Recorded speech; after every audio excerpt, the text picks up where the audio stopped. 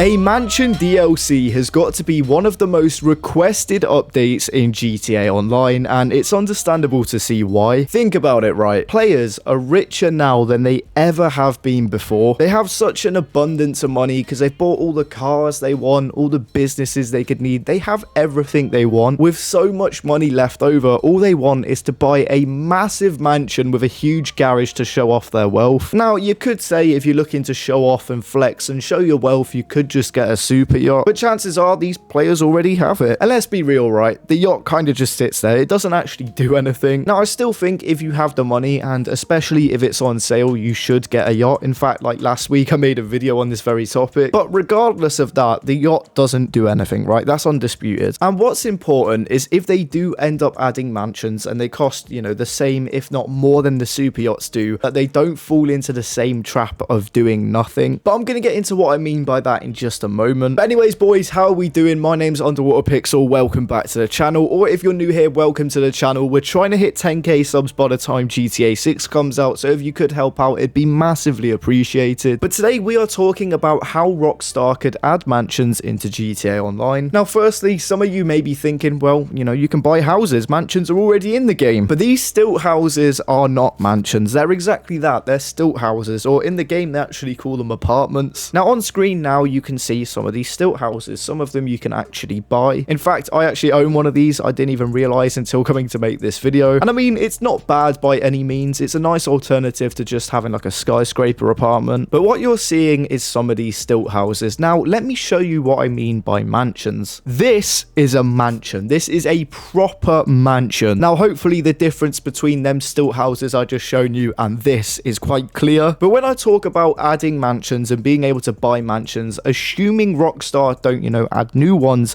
this is what I'm on about. These properties all located around the golf course, around Michael's house, these are some of the mansions you should be able to buy if they was to do a, you know, mansion DLC. Because I do just want to say there's nothing right now that suggests they will add one, but this is just a hypothetical how they could go about doing it. So on your screen, these are some of the properties you should be able to buy. And honestly, I think all of these should range from 10 million upwards. I know some of you might think that's ridiculous, but let's look how much some of these mansions cost in real life, because I'm willing to bet they're probably a lot more. But also, as I mentioned at the start of the video, people have more money now than anything. Like, what's 10 million for a flex? And let me be clear, that should be the main point of owning one of these mansions. They should be a flex. That's why a lot of people think they should add them in a retirement DLC. You know, once you've beaten the game, you've become the kingpin, you have all the millions you could ever want, then you buy a massive fuck off mansion. But these properties are really cool. You know, they're basically compounds. They're all sealed off, have massive driveways, swimming pools. And what I think Rockstar should do if they do add mansions is add quite a lot of them, you know, don't limit it. And I know this is easier said than done, but there shouldn't be a quote unquote best mansion to own, if that makes sense. Have variety, make them different, make it that there's something for everyone and not one universal best. Because you don't want to wind up adding all of these mansions to the game and then everyone just buying this one mansion. But again, I understand that's easier said than done. Now, aside from just looking cool and obviously being a show of wealth, how can they add mansions to the game in a way that's going to give them some purpose? And what I mean by this, right, is how many times do you actually go to your penthouse apartment or your stilt house and just walk around? Or your super yacht even, how many times do you just walk around on that and just look at it? Probably not that often. It's because although these are expensive properties and they look cool, they don't actually have any, you know, functionality other than, you know, the apartments can start up heists. So how can we give these mansions purpose? So firstly, one of the ways they could go around this is by making you do missions to be able to purchase the mansion, almost like a raid. So let's say there's several mansions you can choose from, right? You choose the one that you want to ultimately buy, and then once you've chosen this mansion, you're then given the option to do like setup missions and then a raid or a mini heist. Now, the storyline behind this could be anything. You know, it could be owned by a drug mafia, for example, and you have to raid the mansion, clear them all out, or maybe steal something from the mansion. Basically, a series of setups and then a raid that's then going to end by making the mansion able to be purchased. Clearing it out almost, all right, making it vacant. So then you, the player, can go in and buy it. So you start this process by picking the mansion you want to ultimately end up with, do this raid, and then you have the option to buy it. That could be one of the ways they give the mansion a little bit of purpose. And I think this is one of the more realistic routes to go down, considering the size of the updates recently. But alternatively, what they could do is make it that these mansions act as a business. Now, the main thing front and center would be showing the wealth, right? It's an expensive expensive thing to own. That's the main point behind it. But being able to generate a bit of money off it as well gives it some purpose. Now, let's say you're buying one of these mansions for 10 million, right? The business shouldn't be able to net you millions per hour where you're going to be able to make that money back easily, right? I think it should be on par, if not a tiny bit better than some of the existing businesses, because ultimately the main point is to show this wealth, to flex, right? You're not doing it really to make money, but the option should be there. It should still be able to generate you some sort of revenue. So then you can incorporate that into your existing money grinding, and it gives the mansion a purpose. It gives you a reason to keep coming back to it. Now, these two ways I've just said now are very money grindy, right? They're very businessy, but let's look at the fun elements of what these mansions could do. Now, first of all, these mansions should be highly customizable. This is something I think the casino apartments did really well, where you can place props everywhere and you have a lot of customization over rooms and decor. This is something they should bring into the mansions, as well as also the ability to host parties. I know that's a very much requested feature when it comes to these mansions, because everyone wants to host a mansion party, right? But I think you should also be able to host free mode events, specifically if you own a mansion. So if you are a CEO and you own a yacht, you can do a piracy prevention, right? And what they should make it you can do is the exact same thing for the mansion. If you own a mansion, you can defend it from other players, and then by the end of it, you know, whoever wins gets money. Again, it gives the mansion some purpose. It's basically like a stand your ground that's always going to be in your mansion. But as well as this, they could make it that you could host car meets in your mansion. You know, some of these have very big driveways. Now, obviously, people would host, you know, car meets here anyway, but I mean an actual way to do it through the game. But then outside the free mode, they could easily add a job playlist that, you know, has jobs take place in these mansion compounds. So think of something like the diamond or the missile silo playlist, for example, where they're all in this one area.